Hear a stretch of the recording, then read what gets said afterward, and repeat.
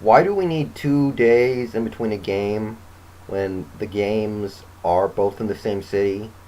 I can understand taking a 2 day break for traveling reasons because there's a big distance between LA and Orlando. But why do we need two off days in between game one in LA and game two in LA? I don't know. It really annoys me. I really feel like they could play every other day, even if there's travel. But come on, come on, guys. But it is what it is. No game yesterday, no game today.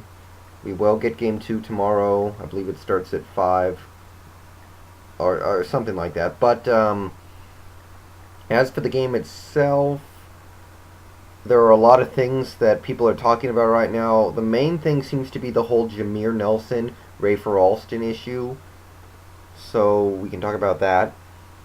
Now, I really like Jameer Nelson. He became one of my favorite players this year. He really did. I liked watching him play. He was a very high percentage shooter. There were a lot of things he could do. He had a great contract. I feel like Jameer Nelson is an awesome player, and it's going to be very, very tough to stop this Orlando team if they can maintain this core. If they keep Turkoglu this offseason, you're talking about Jameer Nelson, Hito Turkoglu, Rashard Lewis, Dwight Howard. That's going to win you a lot of games. I just don't see how Jameer Nelson, who is still pretty significantly injured, still gimped, is better than Rafer Alston. And I don't even like Rafer Alston. What's more, Rafer Alston got you here. You wouldn't be in the finals if Rafer Alston didn't make it rain in that one game against Cleveland where he just started hitting 3 after 3 after 3. You probably wouldn't be here if it wasn't for that. You wouldn't be here if he didn't provide that stabilizing effect on the team after Jameer went down. So there's that, which I wouldn't put a lot of stock into if I thought Jameer Nelson was the better player, but in his current state, I don't think he is. I mean, if Jameer Nelson was healthy, well, yeah, I would totally say start Jameer. You could forget about Alston. The other thing is, Rafer Alston's the kind of guy who wants to play 35, 40 minutes. He needs to start, he needs to play the whole game, or else he gets all butthurt. That's really the only way I can put it. He's a head case. So, if you give 20 minutes to Jameer, 20 minutes to Rafer, it's not going to work. Rafer's going to get all upset about it, and then you don't even have an effective Rafer Alston. So, I say Jameer should be the backup. I think he should get the minutes that Anthony Johnson would have gotten, no more nor less. So that's kind of how I feel. And if Jameer Nelson can knock off the rust and play really well like he did earlier this season, go for it. Go for it, absolutely. But that's just not likely. So It doesn't make much sense to me why he played 24 minutes or whatever it was yesterday. I think we should be seeing like 8 to 10 minutes of Jameer a game, and Alston should be running the point any other time, basically. I don't like Rafer, but he does have his moments. He does have some skills, and I think he's better than a gimped Jameer Nelson. What else? Looking ahead to game 2, Orlando pretty much has to win.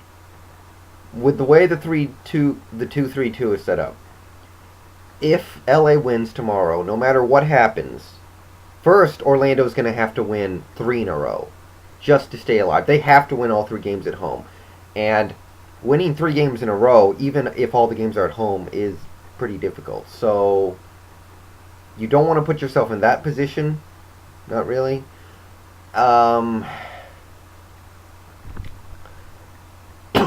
And even if they do win those 3 games, it's then LA gets a chance to close things out at home. So no matter what Orlando does in the 3 home games, if they lose tomorrow, they will have to close out the series in LA. So that is really not something I think they can do. I know they won in LA earlier this year, but that was a different team. LA's a different team now, too. So you pretty much got to win if you're Orlando.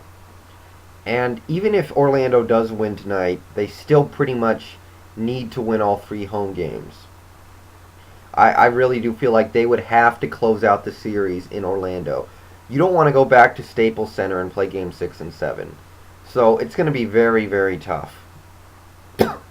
But um, the other side is Orlando played like complete crap on Thursday. They played awful. Everyone shot poorly except for Pietrus. They didn't play defense well. Nothing went well for them really. So, just by the law of averages, what we've seen from this team this year, they're better than that. The Magic are sure as hell better than that. You would assume that they're going to play better, but I think LA will play better as well. I think I look at game 2 and I see in the future, just my feeling is a team effort. I'm feeling like Kobe's going to score 30, Gasol's going to score 24 and grab 12 rebounds. Odom's going to put up like 18 points and 12 rebounds. Ariz is going to hit maybe 15 points. It's going to be a team effort where everybody chips in really nicely. That's kind of what I'm feeling for game 2. And really that didn't happen in game 1. We saw Kobe go off. Luke Walton had some good minutes. Lamar Odom played real well. Gasol played decent. Bynum and Fisher chipped in a little bit, but really I didn't feel like it was a great effort from the Lakers. I think Gasol was better than that. So, I think both sides are going to play better. Magic are probably going to make a bigger leap, but I don't think it's going to be enough. I can't remember what my score prediction was for Game 2 last time, but let's go with whatever the hell that was. Although, I don't know if tonight is going to be a blowout, because Game 1 was a blowout. I don't know. I 2 blowouts in a row. I don't know if I feel that. I think this Magic team might have more pride than that. But I do think LA wins convincingly. So I'm going to say Gasol is like the player of the game. I know they don't officially give out that award, but unofficially, I think it will be him. That's really all there is to talk about right now. There really aren't that many questions from the Lakers side of things because they won so convincingly, and they pretty much know what they're about and what they need to do. For the Magic, I already talked about the Jameer Nelson and Rafer Alston thing, but I don't know. They pretty much know what they need to do. Hito and Lewis need to knock down shots.